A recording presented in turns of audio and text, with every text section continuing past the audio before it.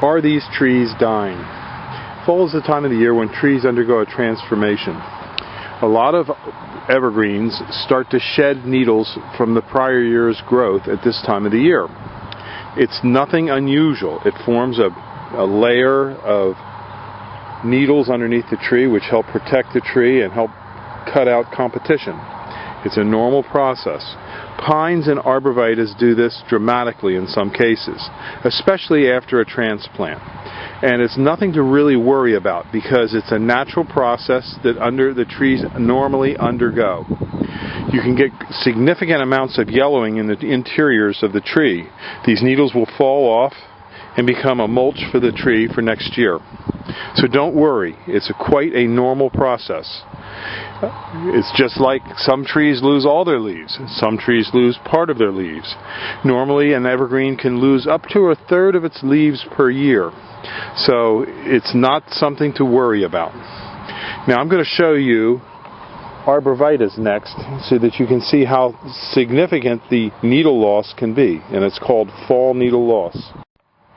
This is a Techni arborvitae showing dramatic amounts of fall needle loss, and you can see all of them in this group of Techni are doing it.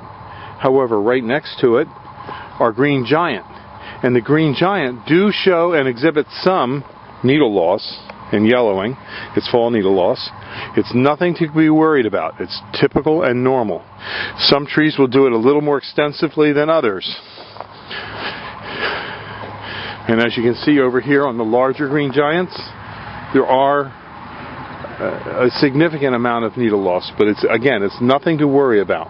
And again, you can see it up here on the pine trees. And then if we go over here and you look up to full-size trees, these are full-size pine trees, and up in the trees you can see significant yellowing. That's fall needle loss again. There it is. And here's some Niagara arborvitaes, and they have fall needle loss. And as you can see on the ground here, these are our boxwoods, it forms a layer of needles. You can see right up, even in this large pine tree, you can see the fall needle loss. So it's nothing to worry about. Now I'm going to talk to you about some other things for nursery stock and care of arborvitaes. Thank you.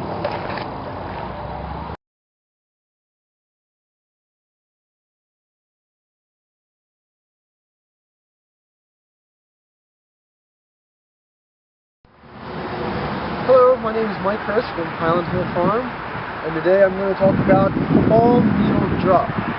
The fall needle drop happens to all evergreens, regardless of what kind they are, and usually it's found on the interior part of the tree, such as this right in here.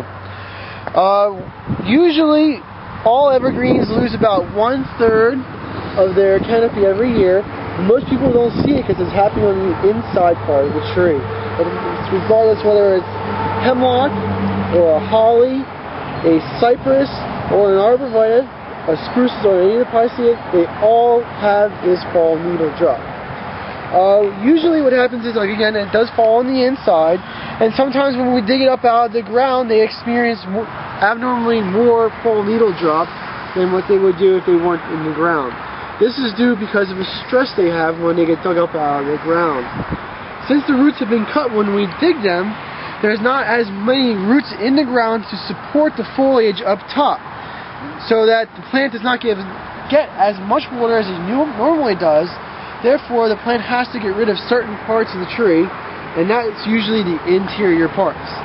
You can look at that and say, oh, it's very bad, my tree's turning brown, but it's actually a good response. It's better than having a part of the tree or a branch die off or any, like, all the lower parts dying off. It's much better than that. When a plant looks at itself and sees which part it can get rid of and which part to keep, the parts that it gets rid of is the interior parts, because it does not get as much sunlight, therefore it does not photosynthesize as much, and it doesn't create as much energy as the parts on the outside. The parts on the outside also are much more important because they are continuously growing, and they're going to be the parts where the new growth comes in for next year. So when you see fall needle drop, it's nothing major. It usually happens right after transplanting, especially in the fall. and you don't be too alarmed by it. It is a natural phenomenon, and that's all evergreens have. And sometimes it can be quite severe and scare someone. Is correct, Mike? Yeah. Like down here, you could look at these trees and say, wow, that's a lot of fall needle loss or drop. And actually, the trees are fine. They will grow through this, and they will fall on the ground and become the mulch for that tree for next year. That's right. Okay, well, thank you very much. And you can see over here, here's a holly, and you can see some of the yellowing there, and that's doing the same thing. It's got some needle loss. Nothing to be concerned about.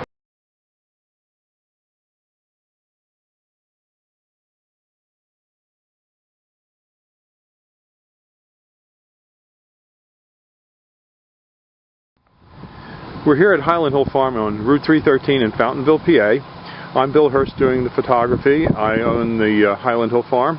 And this is Mike Lewis of Lewis Wholesale Nursery. Mike is one of the premier growers that we use here at Highland Hill Farm. We also grow a lot of arborvitaes, but we are supplied by Mike. He's right across the street from our nursery and our operation. And Mike is an expert on raising arborvitaes. Mike went and graduated from the Longwood School in Chester County, Pennsylvania, and he's a premier grower in Pennsylvania, world-renowned grower. I shouldn't say that, but that is the truth.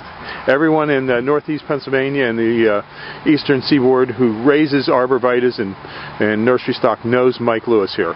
So he's well known, and he's going to talk to you today about arborvitae trimming and how to trim them properly. And these are small arborvitaes, a Zebrina, green giant, and an emerald green. Okay, Mike.